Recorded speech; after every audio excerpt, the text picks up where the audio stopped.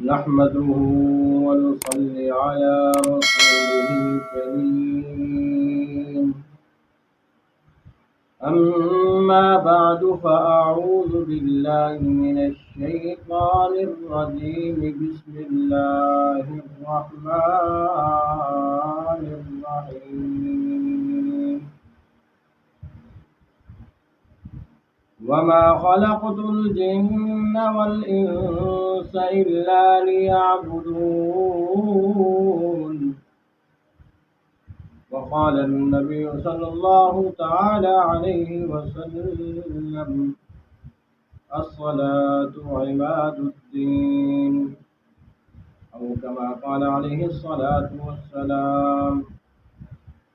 سامعین محترم، میرے بھائیوں، دوستوں اور میری بہنوں، آج میں آپ حضرات کے سامنے جس موضوع پر لب کشی کرنے کی سعادت حاصل کر رہا ہوں وہ نماز کے عنوان سے معنون ہے۔ سامعین محترم، میں نے آپ حضرات کے سامنے ایک حدیث مبارکہ اور ایک قرآن مجید فرقان حمید کی آیات مبارکہ تلاوت کی ہے۔ اللہ تبارک و تعالی نے قرآن مجید میں ارشاد فرمایا: وما خلقت الجن والانس الا ليعبدون. وما خلقت الجن والانس الا ليعبدون۔ اللہ تبارک و تعالی اپنے قرآن مجید فرقان حمید میں ارشاد فرما رہے ہیں: وما خلقت الجن والانس، نہیں میں نے عبادت کیا انسان اور جنوں کو، الا لیعبدون، مگر اپنے عبادت کے لیے۔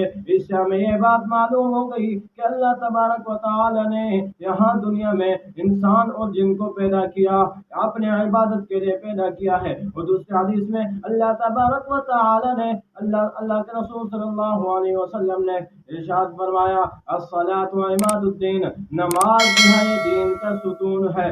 اسی طرح نماز سے باقی تمام فرائض روئے زمین پر فرض ہوئے، لیکن نماز کی شان اور عظمت پر قربان جاؤں، نماز عظیم الشان نعمت ہے کہ اللہ تبارک و تعالی نے آقا دو جہاں سرور دو عالم صلی اللہ علیہ وسلم کو عرش پر بلا کر یہ نماز کا تحفہ عطا کیا۔ یہ ایسی عظیم الشان کتاب ہے، اس نماز کے فضائل تو بہت زیادہ ہیں۔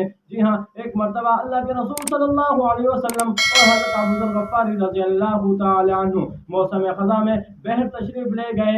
ایک جگہ پر، ایک مقام پر حضور صلی اللہ علیہ وسلم نے ایک درخت کی ٹہنی کو پکڑ کر ہلایا تو پتے جھڑنے لگے۔ حضرت ابو ذر غفاری رضی اللہ تعالی عنہ سے حضور اکرم صلی اللہ علیہ وسلم نے سوال کیا: اے ابو ذر، آپ پوچھتے نہیں ہو میں نے ایسا کیوں کیا؟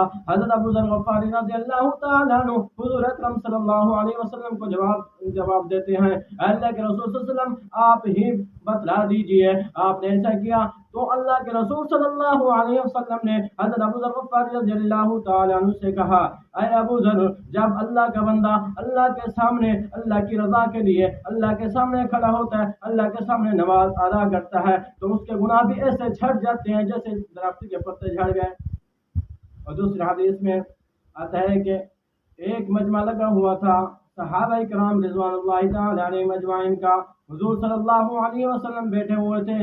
حضور صلی اللہ علیہ وسلم نے صحابہ کرام رضوان اللہ تعالی علیہم اجمعین سے سوال کیا: اے میرے صحابہ، اگر کسی آدمی کے گھر کے دروازے پر ایک جاری نہر ہو اور وہ آدمی اس نہر میں 5 وقت غسل کرتا ہو، کیا اس کے بدن پر میل کچیل باقی رہے گی؟ تو صحابہ کرام رضوان اللہ تعالی علیہم اجمعین نے جواب دیا: اے اللہ کے رسول صلی اللہ علیہ وسلم، ہرگز نہیں، اس کے جسم میں میل کچیل باقی نہیں رہے گی۔ تو حضور صلی اللہ علیہ وسلم نے فرمایا: یہی مثال 5 نمازوں کی ہے۔ جب انسان اللہ کے سامنے 5 وقت کی نمازیں وقت پر ادا کرتا ہے تو اس کے گناہ بھی ایسے جھڑ جاتے ہیں جیسے انسان کے بدن سے میل کچیل دھل جاتی ہے۔